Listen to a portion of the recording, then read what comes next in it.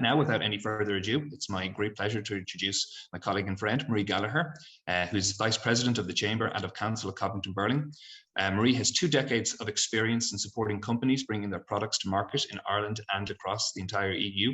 She is regarded as one of the world's leading experts in crisis management. Marie has a distinct honour, not only being the Vice President of the Chamber, but also the Chair of our Agri-Food Committee. Marie is best placed to ask the tough questions and the important questions on this important topic. So Marie, can I hand over to you to introduce the Minister and set the context for this discussion? Thank you. Certainly, Paul, and thank you very much for that very kind introduction. I am really delighted to be here today and delighted, Minister Byrne, that you can join us.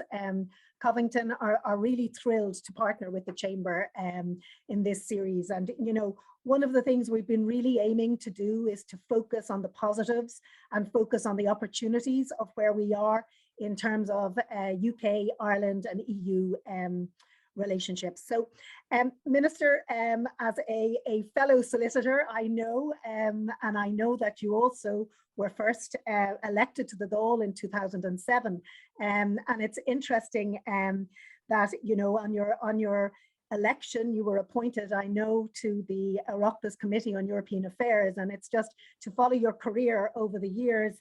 I know you have an incredibly strong interest in Europe and European affairs, and it must be for you, you know, an incredible position to be in at the moment with what is happening in Europe, and you know, I don't like using the word because we seem to have used it many times over the last number of years, but to be in this unprecedented position around the European Council table as we look at potential issues and the rather terrifying prospect of war on our doorstep. So just, you know, briefly, because I know that we only have you for about 55 minutes, but very briefly, it would be remiss of me not to ask you maybe from your position at the coalface to update us on where things are at in relation to Ukraine today, and maybe to just give us a little bit of your insight as to what is happening around that council table and with our UK and US allies. Thanks very much. Thanks very much for the welcome. Thanks for mentioning that I was on the EU Affairs Committee in my first Dáil term. And my first job concerning EU law was actually at the Irish Centre for European Law at Trinity College when I was a student. And then I worked in the EU competition law practice in the campus chair as well. So I suppose I've always had an EU thread running through me. And this week I see probably the need for the European Union more than ever. And I see what I see around the table of the European Union yesterday was absolute unity on this question of the democratic right of Ukraine to set its own destiny in the world. And that unity at times was doubted, because at times we have discussions around the table and not everybody agrees with each other. But certainly yesterday, I was heartened by those who maybe we thought may not be fully on board, were completely on board. And everybody around that table was absolutely united. I think that gives us a great strength. But that strength is added to with our cooperation with the UK, with the United States, with Canada, and that's very, very welcome. And it shows you that really what we are the forces of democracy. We are what Ukraine wants. Ukraine isn't there yet. We don't want a Ukraine that's stuck where it is at the moment. We want a Ukraine that's fully democratic, fully free, and you know, fully, I suppose, part of the democratic world. And I think that's where the people of Ukraine want to be. So let's all work to make that happen. And while others don't value democracy, most of the world isn't democratic. I think we in what we might call the Western world, the democratic world, have to fight for that. We're not going to. I mean, Ireland is not militarily aligned, so we're not providing any military assistance to Ukraine. Probably don't have it anyway. But neutrality-wise, we don't do that.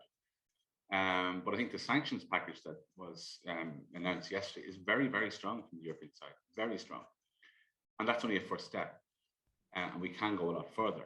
We saw a very strong statement from Chancellor Olaf Scholz when he was when the Taoiseach was with him yesterday in relation to Nord Stream 2. That's a big thing. But we've really got to make sure that we win. because we can't take democracy for granted. And it's already, it sounds highfalutin or it sounds theoretical, but actually it's not theoretical. We have a Caesar there who wants an empire, and the rest of us want democracy and the freedom to choose, the freedom to say what we like, the freedom to vote for who we like. I think that's something that's worth fighting for, because that democracy, that rule of law, is the foundation then for the good life, for economic success, for social progress, for equality, for the improvement of people's lives. So we can't take it for granted. So the big message I have from yesterday is unity. And I think that will come as a surprise and a disappointment to some people, but I think a great relief and a great pleasure for me to see that. But I can't give you any insights into Vladimir Putin's mind. He'll have to speak for himself on that one, and I suspect that most European politicians would say the same in relation to that. Thank you, Minister. And I think maybe, you know, what would also be interesting, and I think it, you know, into the conversation, our conversation today is about, you know, the strengthening of EU, UK, Irish relationships into the future and into the new era that we're entering. But I think, you know, there is no doubt that, you know, for the first time, I suppose, we're seeing a situation where the UK is not around that table as part of the EU family directly. But I wonder maybe, and we might just, you know, just maybe move into that in terms of, you know, the future relationship and how that cooperation is likely to develop. And if you have any views on that. Well, there's no doubt that in this moment of crisis, this probably has brought the EU and UK closer together. I would say that Ireland is not part of the NATO alliance, so I can't give an insight into that. But clearly, NATO operates at a different level. Many most European Union member states are members with America and Britain and some other countries as well. And they're operating on a unified basis as well. So, but I can't give an insight to that. But I think that cooperation is necessary. I think it's good that everyone recognizes that it's necessary, and there's no nitpicking, there's no public disagreements, people are working really off the same page, and that's welcome. But that's obviously in a moment of extraordinary crisis, above and beyond anything we've probably experienced in Europe in quite some time, and certainly I suspect in my lifetime. On the more day-to-day issues, I think there is still a lot of disagreement that really I don't want there to be. I suppose we go back to the situation in Northern Ireland, the protocol, which before now has dominated kind of discourse in relation to EU-UK relations for us, but also for countries like France and the Netherlands as well. It's a big part of their agenda. We had a joint committee of the withdrawal agreement this week. There was a joint statement agreed as well. Now, that's really significant, that even though I suppose wasn't much new in the joint statement, the very fact that the joint statement could be issued, I think, is a good sign as well. There's no doubt that there is a better atmosphere in the discussions than there was. That's welcome. We met Maros Sefcovic yesterday, and all our European colleagues, he updated us on what was happening in the talks with Liz Truss and on that joint committee. They're making a huge effort, and to be fair to them, they've gone into Northern Ireland, as have British ministers as well. That's welcome. See what the problems are, try to resolve them. So I think that there is I hope, a mood for working together and for reaching a solution that puts all these discussions to one side, really, that we can move forward on an agreed basis. That trust is coming back, but there's still work to be done, and I certainly hope that can happen over the next few weeks. It is urgent. There's an election in Northern Ireland. Again, on the EU side, I would say there's complete unanimity and unity. It's very, very important. That gives everybody strength as well. But we'd like and need, I think the people of Northern Ireland deserve, a unified approach between the EU and the UK on Northern Ireland questions, because always over the years it was Ireland and Britain, or the European Union and America, kind of like godparents or whatever, or the guarantors, but you know what I'm talking about, involved in it. And we need to have that relationship working really, really closely, and certainly what we want. Well, absolutely, Minister, and I think certainly from a chamber perspective, we would very much support that. you know, trade. We're all about trade in the Chamber, and trade between our two islands and indeed into Europe and elsewhere. So anything that resolves the current difficulties is something that we would, you know, encourage and be hugely supportive of, and our members will be hugely supportive of. Just moving on to, you know, Ireland now, I suppose, in a post-Brexit world, we find ourselves in this unique position as, on the one hand, being one of the most committed countries to EU membership. As you know, the polls consistently you know, rate support for EU membership at about 80 to 90%. So there is no doubt that Ireland is a committed member of the EU. And yet, on the other hand, our closest neighbour and friend, and our both geographically and historically and culturally on our doorstep, is the UK. And I just wonder, you know, from your perspective, what role can and should Ireland be playing to strengthen that relationship as we move into this new, I suppose, new era and new scenario? So how can we help to strengthen the relationship between the EU and the UK in our position as a committed EU member state? Yeah, well, that's very important for us. The EU is Ireland, and Ireland is the EU. And I think we need to, you know, from an Irish point of view, that's the way I see it. So Maris Shevkovich is my negotiator as such at that negotiating table, and we see that very much that we are part of the European Union. I won't go over the Brexit referendum, but we wish it were not so, that we were separate from Britain in terms of European Union membership. And what we want is stability, certainty, particularly around Northern Ireland. That requires stability and certainty within Northern Ireland on rules and regulations, but it also requires stability, certainty, and predictability in the relationship between Ireland and the UK, and therefore the EU and the UK. So we're certainly doing everything possible to achieve that. And I think an agreed approach to the protocol goes a long way to doing that. That's really the one stumbling block. Yes, there are issues around citizens' rights for some member states with Britain, but by and large, the protocol is the one big issue. That people feel that trust has been lost to some extent, but that also people are really keen and anxious to get back on track with. So we certainly are trying to be constructive. I always will, if I'm asked on British media, I never try to inflame the situation. Taoiseach similarly, Mr. Coveney similarly. Even at times when maybe we were, to be quite frank, we were frustrated by certain words or decisions of British counterparts, and maybe some of those examples are well known, but we and in fairness, I would say for the British government as well, I haven't seen any evidence they're trying to up the ante. I don't mean like that, but we try to stay calm always. There's a bigger picture there, and to show that we're genuine about not just our EU membership, but genuine as well about that strengthening relationship with the UK. And that I think we need more activity on the bilateral front between Ireland and the UK. So there's a lot happening in March. From next week, I'm going to be in London next week myself. There's a lot happening in March, and I think when we see the full range of what's happening in March, I think it will provide a big boost to bilateral relations, and that then helps the EU relationship as well. Yeah, absolutely. And I just wonder, Minister, you know, one of the things, and I at a different point in my career worked in Brussels for a number of years, and you know, have spent quite a bit of time between Brussels and Ireland and London indeed.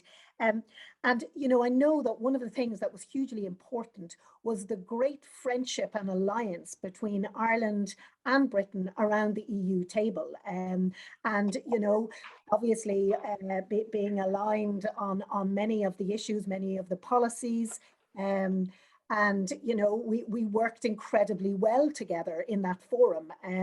And I just wonder now, I suppose from an Irish perspective, with the absence of the UK, we've lost, you know, a great ally and a great friend around the table. And I wonder, how do we ensure that our voice as Ireland is still heard with authority around that table? Now, I know we all welcome the fact that that Irish has finally been recognised as an official language, and obviously, you know, I think we have, with the solidarity and the support and the unity of our European colleagues over the whole of the kind of Brexit negotiation, you know, we do have very strong friends there. But, you know, is there an opportunity for us in Ireland to carve out a new role in the EU, and how might you see that?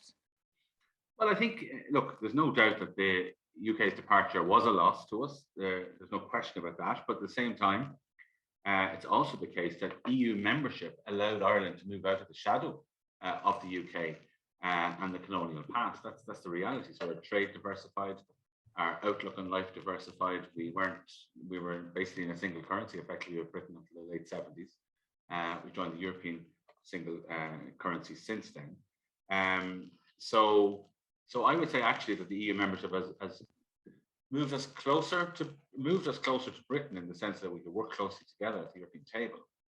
Albert Reynolds and John Major could meet at European councils, and Tony Blair and Bertie Ahern on a much more regular basis than can happen now. So that's a pity. But also, while moving closer to Britain in terms of government to government, I think it moved Ireland's outlook as a nation more to Europe, as well as including Britain.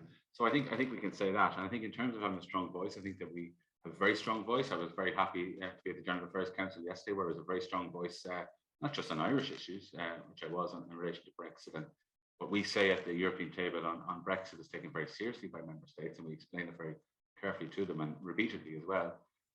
But also, I think myself, Mr. Coveney, the Taoiseach, have all been on the international media about the Ukraine crisis, which for a small neutral country is maybe not automatically expected, but I think we've made ourselves a strong voice in terms of democracy, at times within the European Union family on the rule of law, the issue of Belarus, the issue of the recovery fund as well in the European Union, which is a huge fund to revive economies after COVID.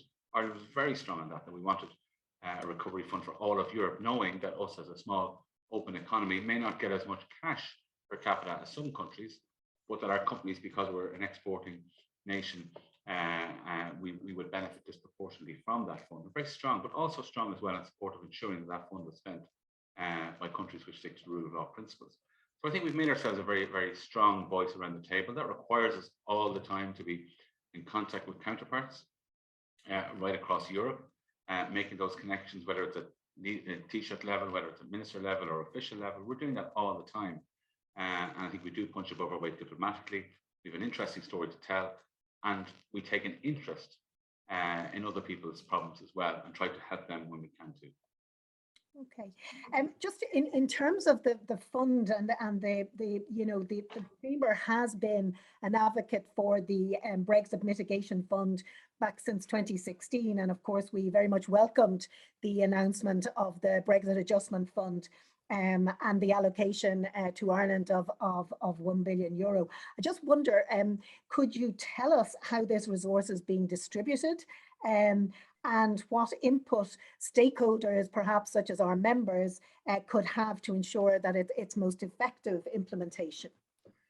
Yeah, look, thanks very much for all the advocacy that was done on the Brexit Mitigation Fund, and as we now know, the Brexit Adjustment Reserve that was established by the European Union on Ireland leaving Britain. It was agreed finally, I suppose, at the European Council in July 2020 when the overall budget was agreed. So I suppose it was recognised that we were not doing as well out of the General Recovery Fund. So, and obviously we were the most badly affected by Brexit. So we're getting about 20% of this €5 billion fund, which is €1 billion. And there were a lot of stakeholders who were vocal in calling for this. Member states showed solidarity. I did a lot of work myself this time last year on it, because of course when any proposal like that starts to go through the democratic process, complications can arise. But I'm very pleased with the result that we all worked on for Ireland to get about €1 billion from that fund. So there's stakeholder engagement on the Brexit Adjustment Reserve going on department by department. So the Department of Foreign Affairs is not directly involved in the allocation of monies, but we did see one announcement recently, for example, on a fund to improve fishing ports, and the Department of Agriculture and Fisheries proposed. But there will be enterprise supports announced from it. There will be measures, as I said, on fisheries, agri-food, reskilling and retraining, and also the huge expenditure that we've incurred at ports in terms of checks and Dublin Airport as well. So there's been a lot of expenditure on that, and some of that will be recouped as well, that we can spend on other items as well. Because as you can see down at Dublin Port, for example, there's been a massive investment there because of the need for customs controls. But I think that's there's 500 million is going to be made available this year out of it. We won't get the full 1 billion between this year and next year, I think, in terms of when we receive that. Okay. So Minister, I would like to, I know you also have an interest, and I know you were a spokesperson in relation to agriculture, I have agriculture on the brain, in relation to education and skills. And I know that you have a great interest in that whole area and the area of research and agriculture and education. As I say, we have a very strong membership around the whole higher education and research piece. And I'd like to maybe ask you, in relation to that, one of the areas where bilateral and multilateral collaboration is at its strongest is in the area of research collaboration. And the UK's full progression to associate status of Horizon Europe has been delayed, primarily due to the ongoing negotiations around the protocol. The Chamber is a signatory to the Stick to Science campaign, which advocates for the swift progression of the UK to Horizon Europe, regardless of the developments around the protocol. And we believe this will be a win-win for British, Irish and EU researchers. And I just wonder what your view is in relation to that. Yeah, I just, without prejudice to the nature of the campaign, I love the Stick to Science slogan, because certainly that's what worked for us in the pandemic in terms of the vaccine program. We stuck to science. I think it's certainly something that governments around the world could learn from. I think I could say the same for the British government as well. Taoiseach was always certainly interested in the British science and the research as well. I think what we've seen from research, and again with the vaccine, we see the AstraZeneca vaccine. Yes, it was known as the Oxford vaccine, and yes, of course, the country is going to take the credit. I have no fault with that. But there were Irish researchers there. There were. It really was a collaboration, and I acknowledge that. And the same with the Pfizer vaccine as well. Those international supply chains, that research across countries, it's all part of it. I think we have to acknowledge that. So we cannot say that we can just research in one jurisdiction and then have no interaction with other jurisdictions. So we're very keen that the EU and the UK should work more closely together on research. As you say, I'm very passionate about that. I can say the Taoiseach is very passionate about research. You mentioned agriculture. I can't say I'm an expert on that, but as a candidate for European elections, I was required to know everything about agriculture because it's one of the main topics in European elections in Ireland. So, but I'm not noted for my agricultural prowess. So look, if we can sort out the issues in the protocol, I have no doubt that we certainly would be very strongly advocating a move towards that. I think what we all want. I think it should happen. I think it would be a great benefit, not just to the research community, not just to the science community, but to humanity. Because what does research do for us? It provides benefits to humanity.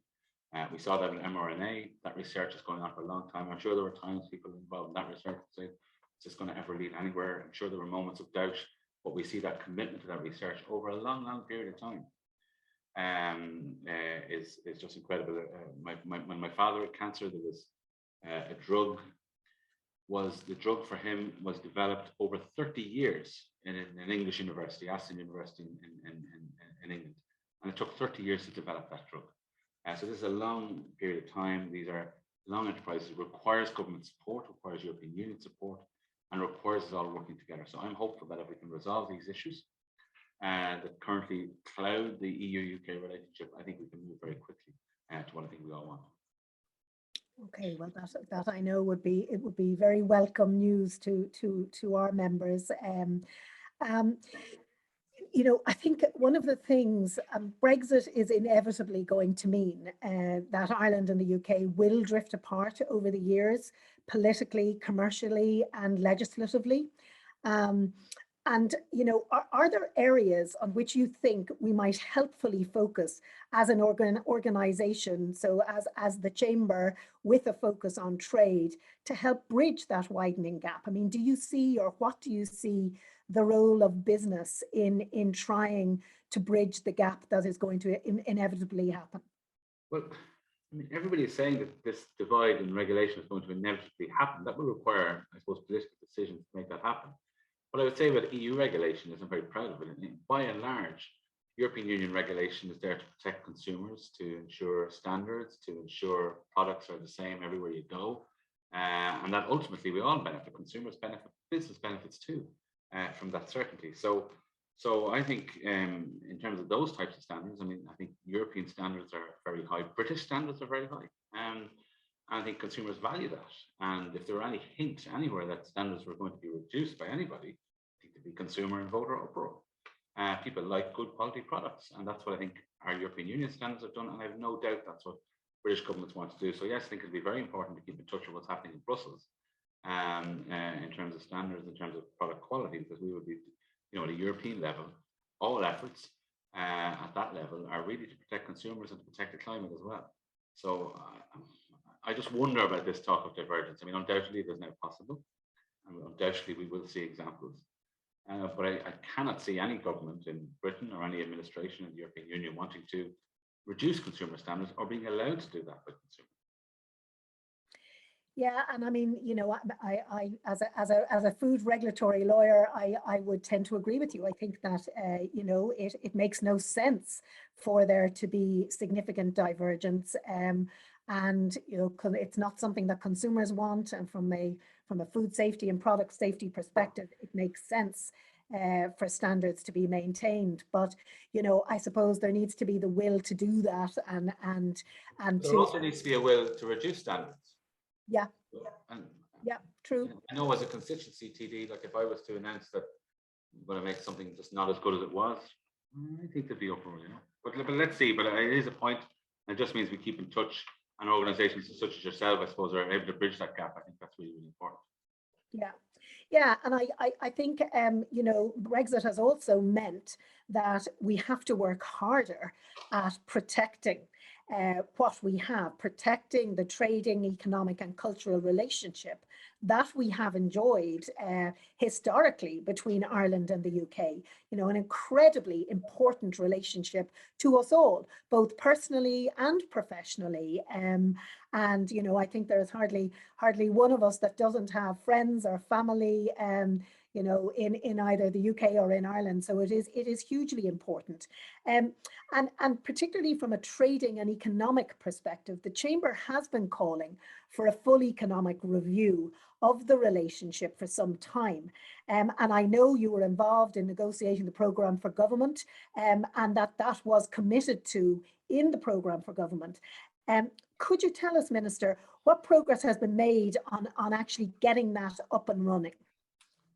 Well, look, the programme for government, as you said, did include a strategic review on the relationship. It's very important and it's being prioritised, but obviously there's a lot going on in government at the moment. We were quite frankly tied up with pandemic and housing as well, two priorities being health and education. Health and housing with education is actually Martin's top priority, I think, because he thinks everything else flows from that, and I think he's probably right. It's certainly where our economic and social progress came from. Trade is very important, particularly in the agriculture, food and beverage sector with the UK. We are doing a lot though. So recently we've opened it's a consulate now for the north of England. We have trade missions now. We have Mayor of Manchester and Liverpool, I think, are coming over in the next couple of weeks. There's a large delegation of Irish parliamentarians going to London there next weekend. I'll be there as well. There'll be other visits, I think, over the next few weeks as well. And I think that I would hope that this sort of restarts things, because I think governments all over the world have been very busy with the pandemic. In the European Union, there's been a lot of contact, obviously between member states with the common vaccine programme and common approach to a lot of things, European councils on the pandemic, etc., etc. While our governments are in contact between London and Dublin, it's definitely not as much as I would like, and I think as much as the Taoiseach would like, and we want more of it. So the more contact we have, the better. So I'm hoping in the next few weeks we can get things going again, as we both, I think almost on the same day, decided to remove masks or remove the remaining restrictions. So we've both done very well from a pandemic point of view, and I think we can move on. So there's a lot happening. We have 2 ministerial visits to Britain as well. There's a lot of work to do though on the protocol, and a lot of work to do in relation to stability and certainty in Northern Ireland over the next few weeks. So whatever we can do to maintain that stability and certainty, we'll be doing, while also looking at very important trading links with Britain as well. Okay, thank you, Minister. And just conscious that we that you need to leave us. So what I might do is just just ask maybe one final question, and then we might just open it up. And I would encourage all of our attendees, and I see that we have 69 active participants. So really, you know, there is an opportunity to put your questions to the Minister. So please do that in the chat box. And if there is anything that you would like to raise, we would like to hear from you. But so finally, Minister, what I'm wondering, and I can't profess to be a football, well, not a soccer football fan. I happen to be a Mayo football fan, so that brings its own pain, I can tell you. But I'm just wondering, one initiative that is a positive across the board, and that we can potentially all get behind, is the Euro 2028 joint bid from Ireland, Northern Ireland, England, Scotland, and Wales. And I wonder if you could let us know, you know, what interactions and the respective governments have had to jointly support this bid, and you know what I suppose, what are the chances of it being successful? Because it seems to me that, you know, in the same way as things like sport and cultural events bring people together and break down barriers, you know, this would be a very, you know, a very significant achievement if we could get it over the line. Yeah, well, we're very keen to. It's full government support here. Minister for Sport Jack Chambers will be meeting his British and devolved counterparts in the next few weeks, I think. So look, we want that to happen. I think, you know, we've got soccer and rugby from the British, but adopted them as our own, and times have been better, other times not, depending on the sport. I think it does bring us together, because it's what sport should be, and I think will be in the future, certainly with rugby and with soccer as well. It should be about friendly rivalries, where the rivalry on the pitch actually sort of encourages a friendship off the pitch between people. So that's what it should be. It's not always that way, I acknowledge that. And sport sometimes politics can come into it, but I think less and less actually. People just want to enjoy games. That's my experience. And if Ireland, Northern Ireland, England, Scotland and Wales were jointly hosting this, I think it would give a real sense of common purpose in terms of the relationships that we have. There'd be business opportunities from it, there'd be sporting opportunities, but inspire our kids.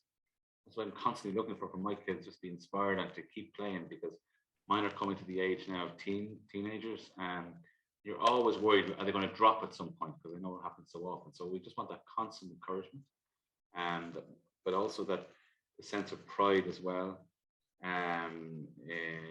in terms of you know, particularly playing for one's country. I think it's very, very important, and you know, that we do that in a friendly way. We've had problems, you know, when the England soccer team didn't play here until the 90s, so you know, that shouldn't be a thing, and then that was changed again with better engagements even since then. So I think we've come a long way in sport, but it is one way that we can bring rivalries. Rugby is another really good example as well, where I was very privileged to be in Paris last week at the Ireland-France game, and indeed the British ambassador was there as a guest of honour of the French government as well, and I think that was particularly welcome of the day too. Great. Well, look, thank you, Minister Byrne. We're not letting you go just yet, though. That was really very interesting, and look, you know, we are at a you know, a very interesting and I think important juncture in terms of relationships in Europe and indeed globally. And I know that our members will have some questions for you. So so if it's all right with you, I will hand over to Paul. Is it yourself or Aidan are going to field maybe some questions? I think Aidan has a couple of questions there. Great. Okay. Thanks, Aidan. If you want to maybe pass a few questions on to the Minister, that would be great. Thanks, Maria, and thank you, Minister Byrne. We've got a good few into the chat box, so I'm afraid we won't get around to all of them. But if I can start with a question we've got in, the Data Protection Commissioner has come under fire this week, with the spokesperson for Germany's ruling SDP party stating Ireland's failure to fully address concerns around the application of GDPR is threatening our reputation internationally. Is the government adequately resourcing the DPC for it to adequately monitor and enforce EU law? Well, I mean, every data protection commissioner in every EU country is required to enforce EU law in their own country. I mean, the data protection commissioner here is not the EU data protection commissioner, notwithstanding the companies that are located here. I think the Taoiseach, I didn't hear the criticism actually, but the Taoiseach, I did hear him stoutly defending the data protection commissioner. I want to do that. We want to give as much resources as possible. GDPR is a very important piece of legislation that I think everybody takes very, very seriously. It's protection for citizens, and I think I have to say the Data Protection Commissioner does a very good job. And from time to time, of course, you're going to hear criticisms from individual party members across European member states, but it's not a query that I've had on my agenda in my engagements with colleagues and counterparts across Europe. And quite frankly, they do be looking at our tech sector and our data sector here. There's no question about that. We've heard that, but I think the Data Protection Commissioner is doing a very good job, and we will resource the Data Protection Commissioner to the fullest extent possible. Thank you, Minister Byrne. We've got another one. The Shared Island Unit and the Shared Islands Fund has been a great success for North-South collaboration. The Chamber has advocated for a Shared Islands Fund to be established by both the UK and Irish governments to incentivise areas of collaboration. Would you be supportive of such an initiative? Well, the Shared Islands Unit, which is just down the corridor from me here in the Department of the Taoiseach, I think it's been really successful in its short life.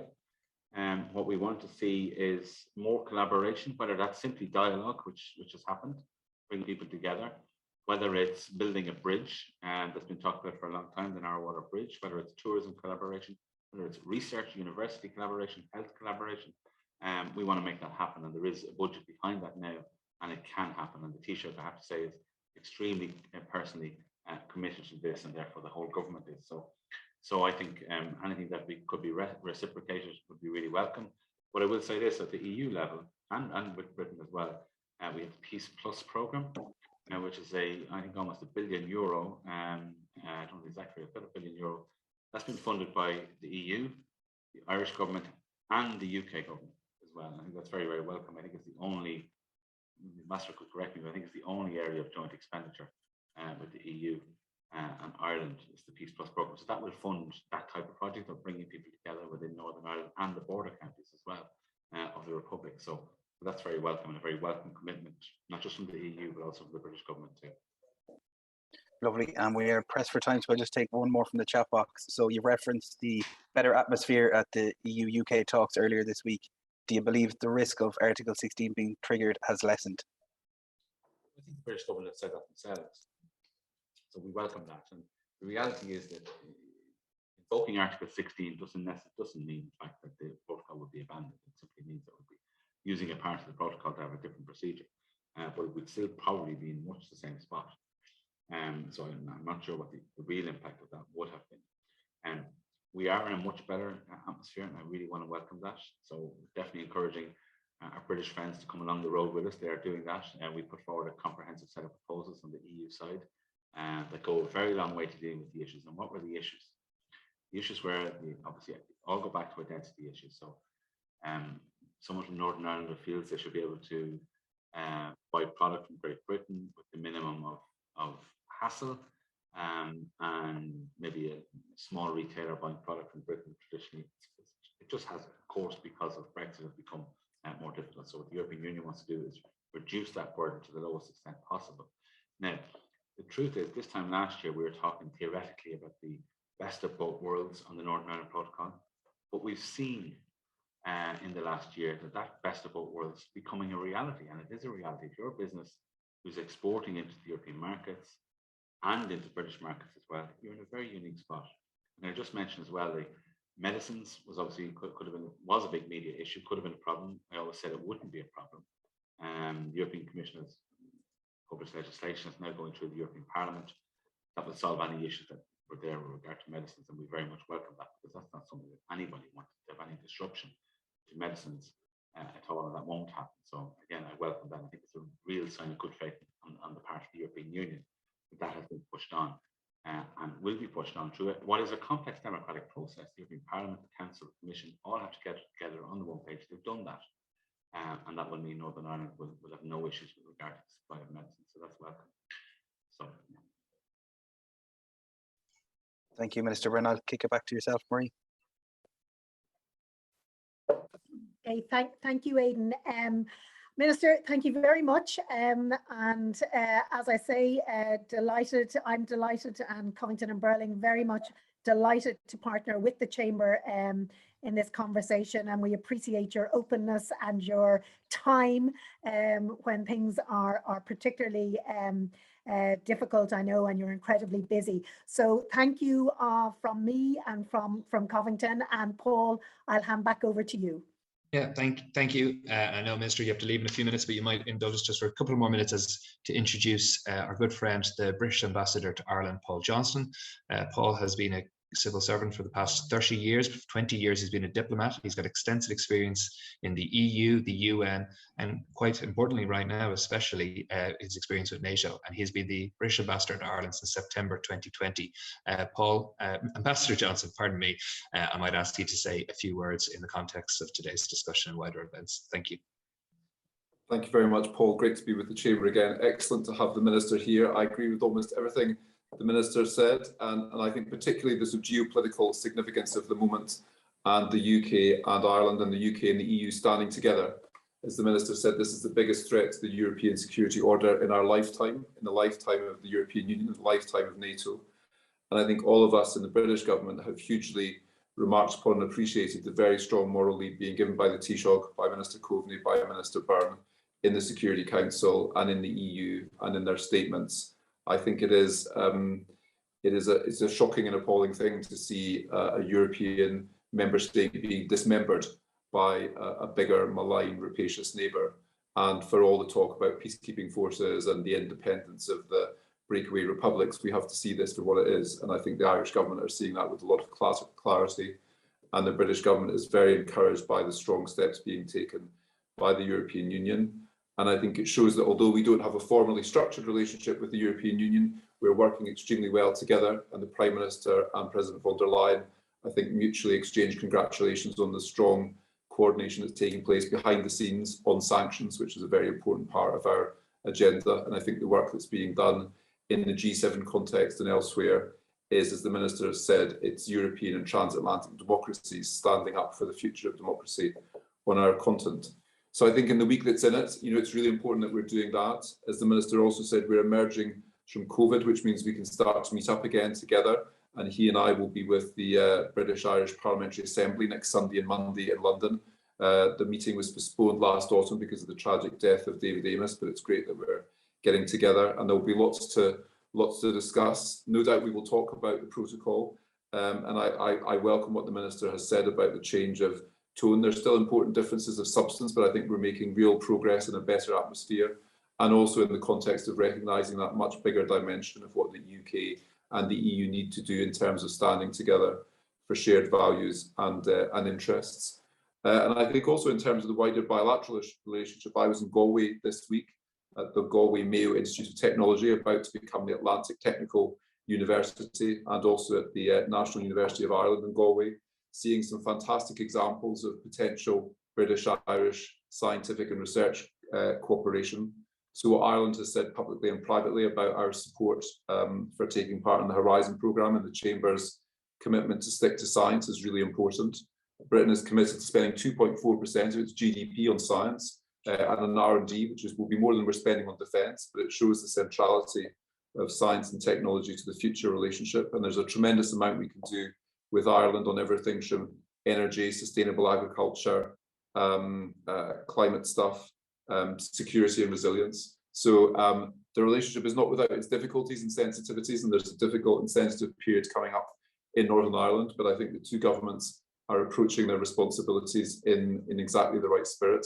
And we have candid disagreements at times, including the Minister and I, but there's a huge amount on the bigger picture that we stand shoulder to shoulder together on. So great to be with the Chamber, and great to be taking part in this discussion. Thank you so much. Well, thanks very much, Ambassador Johnston, and indeed thanks also to Minister Byrne for joining us. I'm John McGrain. I'm with Paul and the team. We're delighted to have so many of you joining us today. And look, it's a timely opportunity, as it should be, for our members and our friends and guests to get right up to date on the issues around us, and boy, are they important right now, and to talk constructively, as we always do. about themes such as strengthening EU-UK Ireland relationships throughout 2022.